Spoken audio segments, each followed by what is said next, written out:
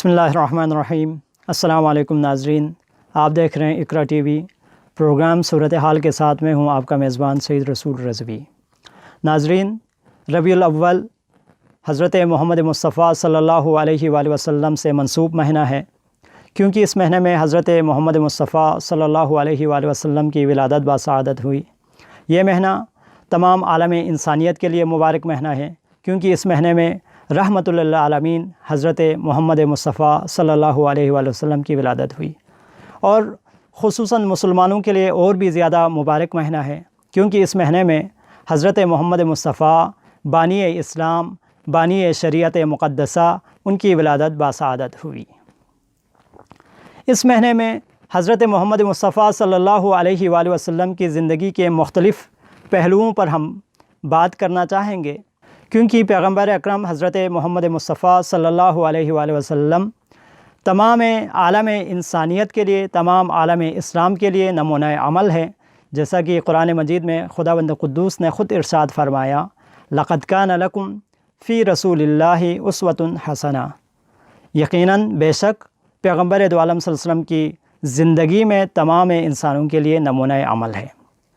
پیغمبر دو عالم کی زندگی کے مختلف پہلوؤں میں سے ایک پہلو وحدت امت ہے، وحدت انسانیت ہے۔ اس حوالے سے بات کرنے کے لیے آج ہمارے ساتھ اسٹوڈیو میں موجود ہے جناب سید تنویر حیدر صاحب، جو کہ ایک اسکالر بھی ہیں اور شاعر بھی ہیں، ادیب بھی ہیں۔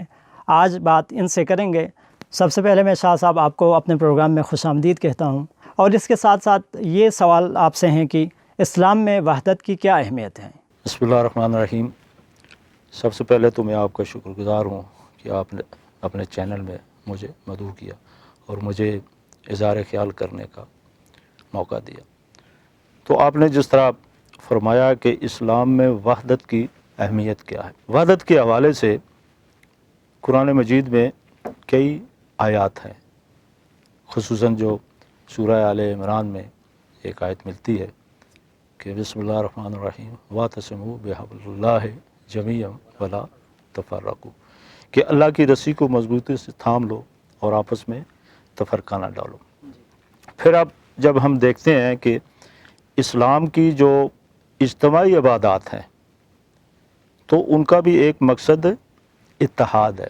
مثال کے طور پر ایک حج جو ہے ایک اجتماعی عبادت ہے، دنیا بھر سے لاکھوں جو مسلمان آتے ہیں ایک مرکز پر جمع دیتے ہیں۔ تو قرآن حکیم میں اس حوالے سے جس طرح ارشاد فرمایا گیا ہے کہ جعل اللہ الکعبۃ البیت الحرام قیاما للناس، کہ اللہ نے یہ کعبہ کو بنایا، خلق کیا لوگوں کے قیام کے لیے۔ قیام مینز یعنی اٹھ کھڑے ہونے کے لیے، یعنی اللہ تعالیٰ نے ایک جگہ جمع ہونے کے لیے اور یعنی اٹھ کھڑے قیام کے لیے۔ تو اس میں بھی ایک جو ہے وحدت کا تصور ملتا ہے، یعنی اللہ تعالیٰ یہ چاہتا ہے کہ روئے زمین سے تمام مسلمان ایک مرکز پر جمع ہوں اور اس میں ایک اتحاد کا مظاہرہ کریں، اور پھر جو ہے جو اپنے مسائل ہیں، خصوصاً جو مشرکین کے ساتھ مسائل ہیں، ان کے ساتھ جہاد کی جو اسٹریٹجی ہے وہ وہاں یعنی ڈسکس کی جائے، اور جو ہے ایک لایا عمل تمام اہل اسلام کا ہو سامنے اور اس پر ایک عمل کیا جائے، اور یہ ظاہر ہے ایک اتحاد سے ہی ہو سکتا ہے۔ تو جب یہاں آ کے ہم لبیک اللہم لبیک سب ایک آواز میں کہتے ہیں تو اس کا مطلب ہے کہ ایک مرکز پر جمع ہو کر اللہ تعالیٰ کے حضور اپنی حاضری کا وہ اظہار کر رہے ہیں۔ پھر اگلا لایا عمل یعنی اگلا جو سٹیپ اس کے بعد کیا ہے کہ اپنے تمام دنیا کے مسلمان مل کر جو ہے نا جو اپنے مسائل حل کریں، اور جو مشرک طاقتیں ہیں زمانے کی یعنی ان کے خلاف جو ہے صحیح کریں، کوشش کریں۔ پھر جو ہے وحدت کے حوالے سے جس طرح آج دیکھیں پوری دنیا میں ایک یعنی ہفتہ وحدت منایا جا رہا ہے، یہ 12 ربیع الاول سے لے کر 17 ربیع الاول تک۔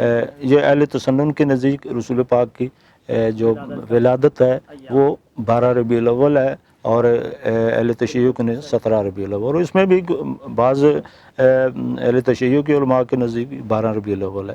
تو یہ کوئی اتنا مسئلہ نہیں ہے، لیکن امام خمینی یعنی جو اس دور میں عالم اسلام میں وحدت کے لیے ایک سمبل کی حیثیت رکھتے ہیں، تو انہوں نے کیا کیا ہے، انہوں نے اس کا یعنی یہ جو اختلاف تھا، نظری اختلاف، اس کو ایک رحمت کی صورت میں بدل دیا۔ کس طرح کہ انہوں نے فرمایا کہ جو 12 ربیع الاول سے لے کر 17 ربیع الاول تک یہ پورا ایک ہفتہ عبادت منایا جائے، یعنی بلکہ پورا ہفتہ رسول پاک کا میلاد منایا جائے، اور اس کو پورے ہفتے کو انہوں نے ہفتہ عبادت کا جو عنوان دیا۔ پھر اسی طرح دیکھیں یعنی امام خمینی رضوان اللہ علیہ ایک جگہ وہ فرماتے ہیں یعنی عبادت کے حوالے سے، وہ کہتے ہیں کہ ہماری جو پہچان ہے وہ شیعہ یا سنی ہونے میں نہیں ہے، بلکہ ہماری پہچان جو ہے وہ امت محمدی ہے، ہم ایک پوری امت کا ایک یعنی حصہ ہے۔ تو وہ پھر فرماتے ہیں کہ یہ جو امت مسلمہ میں جو اتحاد اگر پیدا ہو جائے تو یہ جو ہے دشمنان اسلام کی شکست کا ایک ذریعہ جو ہے نا ثابت ہوگی۔ تو اس طرح سے آپ دیکھیں اور اس پہ اثرات واضح ہوئے۔ دنیا میں آج بے شمار جگہ، پاکستان میں بھی ہفتہ عبادت کی تقریبات آج کل ہو رہی ہیں، اور یہ ایک پلیٹ فارم ہے۔ اور یہ اختلافات بھی جو ہے نا چھوٹے چھوٹے فروعی اختلافات ہیں، کوئی ان کی نوعیت ایسی نہیں ہے کہ بنیادی نوعیت کے نہیں ہے، تو لیکن اس میں بے شمار ایسی چیزیں اگر ہم صدقے دل سے کوشش کریں تو ہمیں اس میں اتحاد کے پہلو زیادہ نظر آتے ہیں۔ اس کے باوجود شاہ صاحب میرے ذہن میں ایک سوال بھی آ رہا، وہ یہ کہ بہت سارے جگہوں پر ہم اختلافات بھی دیکھتے ہیں، تو یہ ان اختلافات کی کیا وجوہات ہو سکتی ہے؟ اچھا، اس میں اختلافات کی بہت سی وجوہات ہیں، اس میں سے ایک بڑی جو وجہ جو ہے نا وہ بھی اب یعنی امام خمینی یعنی انہوں نے ایک جگہ فرماتے ہیں کہ جو اختلاف کی جو بڑی وجہ جو ہے وہ شیطانی وسوسے اور ذاتی اغراض و مقاصد ہیں، یعنی پھر اس کے لیے وہ تزکیہ نفس کی تلقین کرتے ہیں، اور ذاتی اغراض و مقاصد یعنی بڑی وجہ آپ دیکھیں، آپ جہاں بھی دیکھیں تو اب یہاں اختلافات کی صورت ایسی ہو گئی ہے کہ جو ایک نظریہ رکھنے والے یعنی ان کے مابین اختلاف ہے، کئی قیادتیں ہیں، کئی تنظیمیں ہیں، بات ساری وہ اتحاد کی کرتے ہیں لیکن عملی طور پر وہ بھی بکھرے ہیں۔ تو اس میں وجہ کیا ہے کہ وہی ان کی جو ذاتی اغراض ہیں، ذاتی مفادات، اور اب مثلا میں ذہن میں کو مثال آ گئی کہ اب جب ہم ایک نماز کی امامت کرتے ہیں تو اس میں کیا ہوتا ہے کہ ہر شخص جو ہے نا اخلاقاً یا دوسرے کہتا ہے کہ مولانا صاحب آپ تشریف لائیے، کوئی کہتا ہے آپ آئیے، آپ یعنی وہ دیکھیں یعنی کیا ہوتا ہے کہ ایک دوسرے کو موقع دے۔ تو کیا ایسا نہیں ہو سکتا کہ ہماری جو قیادتیں ہیں، سیاسی قیادتیں ہیں، اگر یعنی اسی جذبے کو مد نظر رکھتے ہوئے وہ جو ایک شخص ہے وہ سمجھتا ہے کہ میں جو زیادہ اس کا اہل ہوں، لیکن وہ اسلامی جذبہ اور وحدت کے لیے دوسرے کو کہہ سکتا ہے چلو میں نہیں، آپ آگے تشریف لائیے، آپ اس قوم کی قیادت کیجیے، لیکن وہاں پھر بات وہی ہے، ذاتی مفاد اور ذاتی جو اغراض و مقاصد ہیں۔ پھر اس میں جو ہے نا اختلاف کی وجہ جو آپ نے پوچھا، اس میں پھر ایک جو ہے نا ایک آمریت اور آمرانہ نظام ہے۔ جب سے اسلام کے نام پر آمریت کا وجود جو ہے وہ سامنے آیا اور آمرانہ رجحانات اور آمرانہ نظام کی داغ بیل ڈالی، تو اس میں کیا ہے کہ وہ جو حکمران تھے، جو آج بھی دیکھیں جو یعنی آمر ہیں، ڈکٹیٹر ہیں، تو وہ یعنی ان کی ایک مجبوری یہ ہے یا وہ ان کی ایک ضرورت یہ ہے کہ وہ اختلافات یعنی ان کا اقتدار اس وقت تک مستحکم نہیں ہو سکتا جب تک جو ہے نا یعنی وہ اختلافات کو سامنے نہ لائیں۔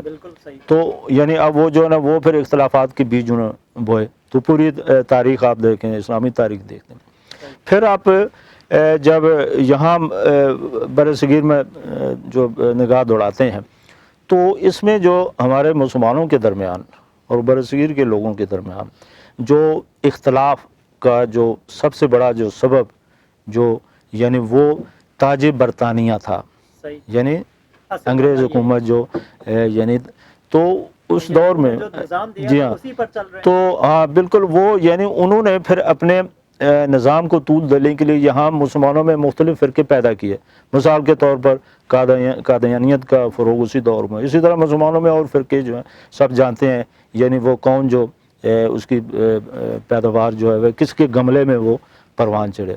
اب جس طرح ان کی ایک برطانیہ کی ایک ہے سیکریٹ انٹیلیجنس سروس ہے، یعنی MI6 کے نام سے جو معروف ہے، یہ عرصے سے کام کر رہی ہے، اور جی ہاں، اور آج تک وہ اپنے جو ہے نا، بلکہ اب اس کی یعنی وہ سازشیں زیادہ ہو گئی ہیں. اب وہ کیا کہہ رہے ہیں، یعنی وہ جو تنظیم ہے یا سیکرٹ سروس ہے MI6 کی، یعنی اب وہ فرقوں کے اندر فرقوں کو یعنی وجود میں لا رہی ہے. اب دیکھیں ہر روز کوئی نہ کوئی نیا جو ہے نا وہ فرقہ وہ منصر شعود پر ظاہر ہوتا ہے. تو اس کا ہیڈ کوارٹر جو ہے لندن میں ہے، ساری دنیا جانتی ہے. تو پھر یہ جو ہے مطلب وہی جو استعماری استقبالی جو سازشیں ہیں، یعنی اس نے امت مسلمہ میں یعنی نفاق کے بیج جو بوئے اور ڈالے. صحیح. آپ کے خیال میں اصل جو ذمہ دار ہیں، جو جس کی وجہ سے اختلاف بڑھ رہے ہیں، وہ استعمالی قوت ہیں؟ جس طرح سے امام خمینی نے بھی فرمایا تھا کہ اگر شیعہ سنی کی بات نہیں، اگر کوئی اختلاف کی بات کرتا ہے تو وہ استعماری ایجنٹ ہے. تو اسی پر آگے بات کریں گے، اور آپ سے یہ بھی بات کریں گے کہ اتحاد کیسے ممکن ہے. تو پہلے میں ایک بریک لے لوں، اس کے بعد آپ سے بات کو آگے چڑھائیں گے. ناظرین، ایک چھوٹے سے وقفے کے بعد دوبارہ حاضر ہوتے ہیں.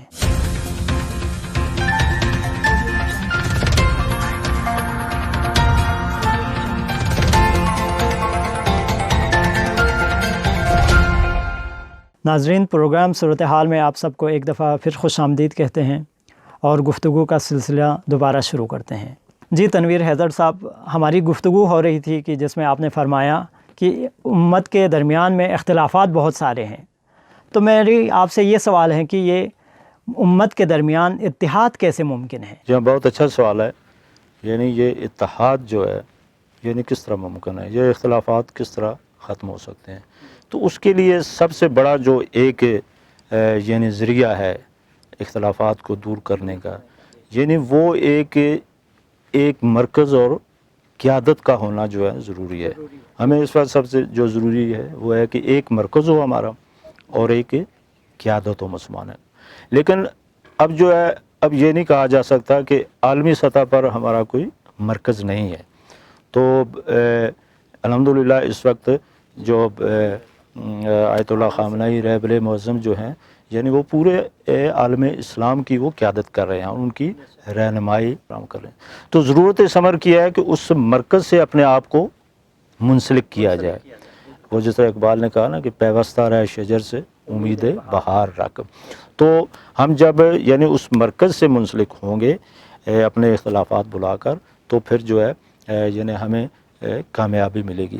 اب آپ یہ دیکھیں، آپ یعنی تاریخ سے موجودہ تاریخ سے واقف ہیں اور سارے حالات و واقعات آپ کی نظروں کے سامنے ہیں.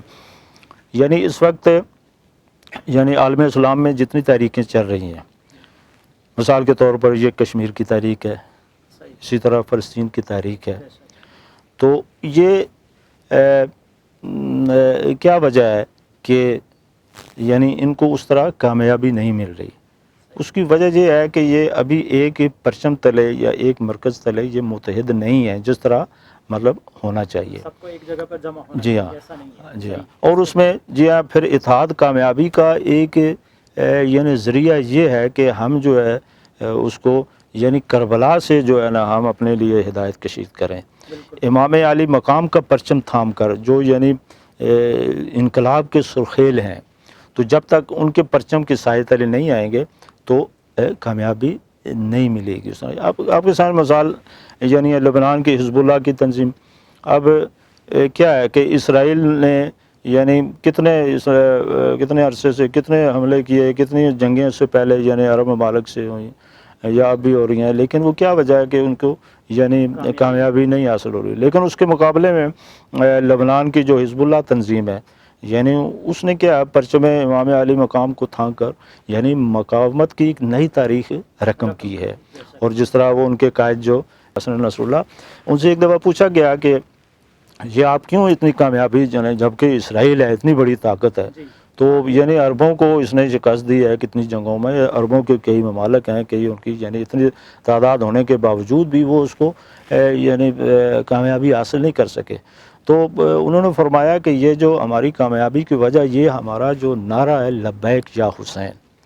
تو پھر اس میں دیکھیں گے یعنی وہی اسرائیل یعنی جس نے 2006 میں لبنان پر حملہ کیا، کوئی 35,000 قریب فوج جو استعمال کی، لیکن اللہ تعالیٰ نے کامیابی دی۔ تو آج بھی اگر یہ ساری تاریخیں دنیا میں جو بھی تاریخیں ہیں، چاہے وہ مسلم ہیں چاہے غیر مسلم ہیں، تو اگر یہ امام عالی مقام کے پرچم تلے آ جائیں تو پھر یعنی کامیابی جو ہے نا ان کے قدموں پر یعنی وہ آگے رہے گی۔ تنویر حیدر صاحب، آپ نے بہت خوبصورت باتیں کی۔ ان تمام مشکلات پریشانیوں کا حل صرف ایک چیز ہے، اتحاد امت میں ہے۔ اگر امت متحد ہو جائیں تو یہ تمام مشکلات پریشانی اور جو مسائل ہیں وہ حل ہو سکتے ہیں۔ مرکز تلے جمع ہو جائیں۔ یقیناً ایک مرکز کی بھی ضرورت ہے۔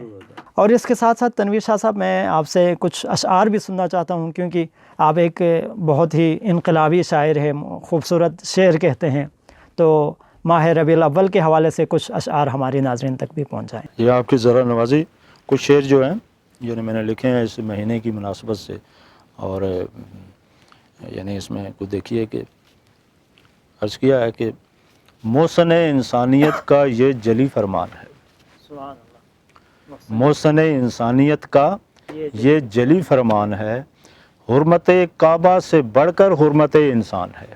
یعنی ایک حدیث سے استنباط کیا ہے یہ شعر کہ محسن انسانیت کا یہ جلی فرمان ہے، حرمت کعبہ سے بڑھ کر حرمت انسان ہے۔ یعنی ایک انسان کی حرمت جو ہے اس کی کیا قیمت ہے، یعنی کعبہ سے زیادہ ہے۔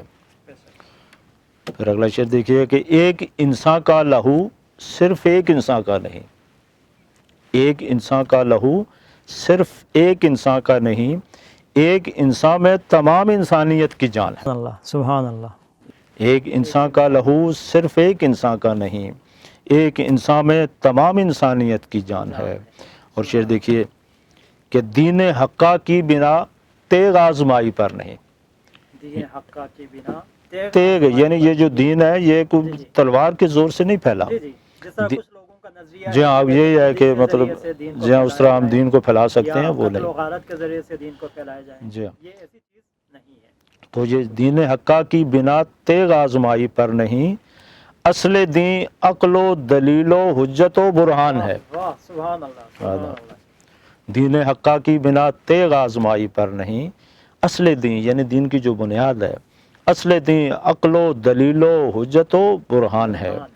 اور آخری شعر دیکھیے کہ یہ جو دین کے نام پر تنویر ہے فتنہ گری، پہلے بھی میں نے گفتگو میں عرض کیا کہ یہ جو دین کے نام پر تنویر ہے فتنہ گری، آمریت کا یہ پھیلایا ہوا سرطان ہے۔ یہ جو دین کے نام پر تنویر ہے فتنہ گری، آمریت کا یہ پھیلایا ہوا سرطان ہے، اور محسن انسانیت کا یہ جلی فرمان ہے، حرمت کعبہ سے بڑھ کر حرمت انسان ہے۔ بہت خوب سید تنویر حیدر صاحب، بہت شکریہ، آپ نے اپنے قیمتی وقت میں سے وقت نکالا اور تشریف لائیں۔ آپ کا بھی بہت شکریہ کہ مجھے اپنا اظہار خیال کرنے کا موقع دیا۔ ناظرین، پروگرام کا وقت ختم ہوا چاہتا ہے، اگلے پروگرام تک کے لیے اجازت دیجیے، اللہ حافظ۔